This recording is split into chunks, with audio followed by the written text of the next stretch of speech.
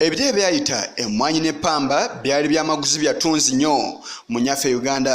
Era nga ebitundu by'eggwanga ebiwerako byenyigiranga mu by'obulimi wabula we tutuukidde olwaleero ng'ebifo awalimi wa Ppamba owammantawo wawammante ate nga n'omutindo gw'oyo alimwa muzibu gwa kulambikibwa. Okusinziira ku kitongole ekivunaanyizibwa ku kutumbula Ppamba mu ggwanga ekya Cotton Development Organization, Ppamba asoba mu kilograms 1,000 yakungulwa buli mwaka era ng'abantu abakunuukiriza mu mitwalo 3 be bamwenyigiramu okumulima. Kino nno kiwaliriza abakungu b'ekitongole ky'ensi yonna ekya United Nations Conference on Trade and Development okwenyigira mu kutumbula ebintu ebiva mu Ppamba ebyenjawulo omuli butto, engoye, emmere y'ebisolo n'ebintu ebirala. Era ng'enkolagana eno eri ne mawanga amalala ku ssemazinga wa Africa omuli Zambia, Zimbabwe ne Tanzania. Omukungu w'ekitongole kino Yanchunzang ayongera okunnyonnyola. We hope to have some draft national action plan we can submit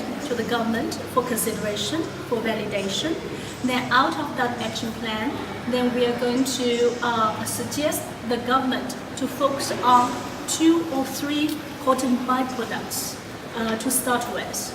Looking at the feasibility of these cotton byproducts in Uganda and the potential economic benefits of these cotton byproducts for Uganda cotton farmers. Then hopefully we can upscale these experiments later on.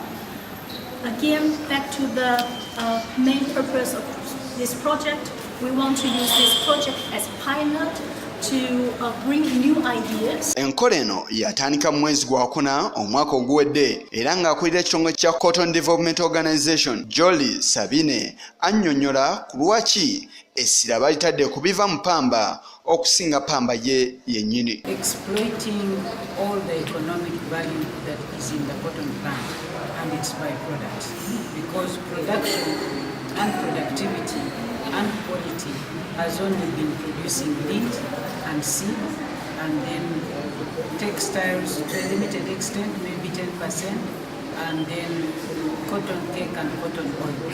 But this UNCTAD project is taking it now further up to including cotton stocks, turning them into briquettes, into pellets. Akulira ekitongole kya Uganda Industrial Research Institute Charles Kwesiga alaze obukulu bw'enteekateeka eno. It portends a lot of opportunity for Uganda. It portends significant incentive for growing even more cotton, because it goes beyond the traditional oil making and starts dealing with products that we were not even, byproducts that we were not even aware of. So this kind of dialogue, this kind of exposure is very, very important for us as Ugandans. Abalimi ab'enjawulo abatandise okuganyulwa mu nteekateeka eno nabo babaddeko beboogedde era nga bagitendereza bya nsuso.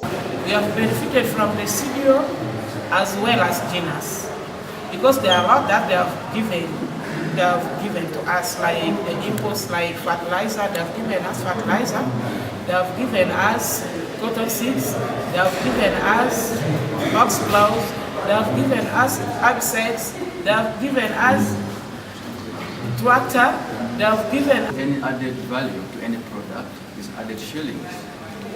And as a farmer, how are we going to benefit in this project? As you are aware that cotton is one of the crops that has been in this country for long. It's one of the best cash crops and giving income to the farmers. But also they have been having challenges, sometimes up and down in prices, fluctuations. But it's a very good move if we go to Yisa Chigongo, Kurwa, Channel 44, Oreguro.